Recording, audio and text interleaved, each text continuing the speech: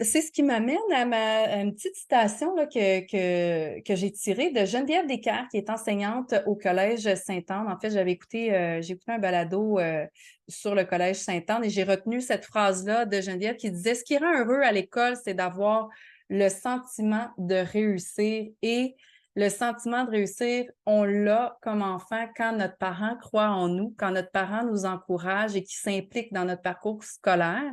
Donc, si vous êtes ici ce soir, c'est que clairement, vous êtes, chers parents, impliqués dans les apprentissages de votre enfant. Puis, mon Dieu, je vous en remercie.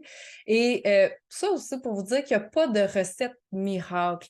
Donc, il y a beaucoup de, tu sais, il y a beaucoup de jeunes qui ont des troubles d'apprentissage, que ce soit le TDAH, que ce soit la dyslexie, que ce soit un trouble du spectre de l'autisme. Et il y en a de plus en plus. Cet automne, j'ai lu un article qui disait qu'il y avait 235 000 élèves au Québec qui étaient en difficulté d'apprentissage. Euh, donc, tu sais, je vous ai déballé mon sac de profs, je vous ai donné mes meilleurs trucs, mais allez-y avec parcimonie. Ne vous mettez pas trop de pression, puis peut-être que vous allez essayer des choses que ça ne fonctionnera pas. Donc là, vous m'écrirez, vous m'appellerez, puis on essaiera de trouver une solution. Mais moi, ce qui fonctionne bien à la maison, c'est que j'ai un horaire, j'ai comme un petit calendrier, puis on indique ensemble, c'est mon grand qui décide, bon, ben là, ma lecture cette semaine, je vais la faire à tel moment. Donc là, on se met j'ai des petits autocollants là, qui venaient avec un calendrier familial, qui a des livres dessus, puis là, on va aller cibler le moment où on va faire sa lecture. Donc, il fait un choix, puis en même temps, mais ça le place dans l'horaire. Donc, il y a pas de. Il y a beaucoup moins, depuis que je le fais, là, il y a beaucoup moins d'opposition au moment de lecture. Puis, ben, d'aller choisir une lecture qui va dans ses intérêts également, que ce soit dans un livre, que ce soit sur une plateforme sous forme de vidéo, de balado, peu importe, qui va dans ses intérêts. Si on a un enfant qui n'aime pas lire, qu'il faut raccrocher à la lecture, donc on baisse la garde un peu, puis notre but, c'est vraiment d'aller l'accrocher parce que c'est prouvé qu'un enfant qui arrive en troisième année, qui a des difficultés d'apprentissage en lecture, va en écoper tout au long de son parcours, puis peut essuyer beaucoup d'échecs également, et c'est pas ce qu'on veut. Des gens en troisième année qu'on ait des décrocheurs, c'est pas normal.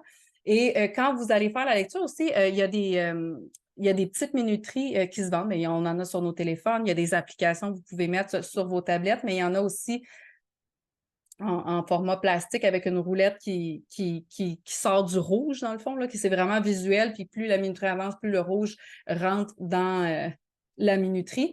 Puis, on va aller cibler le moment de lecture. Donc, bon, ben là, OK, tu sais, l'enfant qui veut pas lire, regarde ce matin, dans le moment de lecture, on va lire un 2 minutes.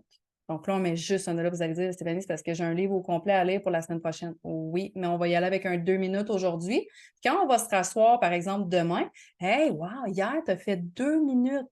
Aujourd'hui, je te mets au défi. Es-tu capable d'en faire trois? On rajoute 1 minute.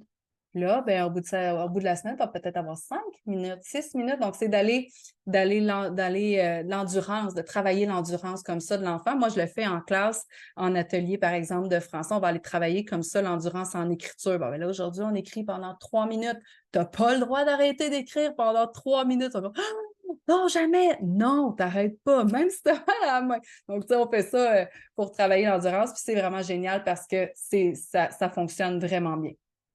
Eh bien, c'est d'aller prendre le temps, c'est d'installer ces moments-là à la maison, peu importe où vous faites la lecture, c'est sûr que dans un coin calme, dans un coin qui est un peu plus chaleureux aussi, tu sais, un petit cocon, là, faites-en un moment de parents-enfants, c'est notre moment à nous, qu'il n'y ait pas d'autres enfants qui courent partout, que la musique soit super forte dans le salon.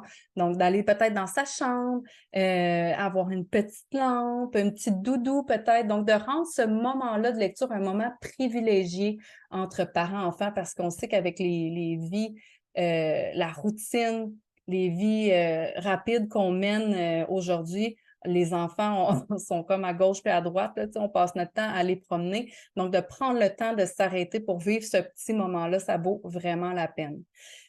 Donc, voilà.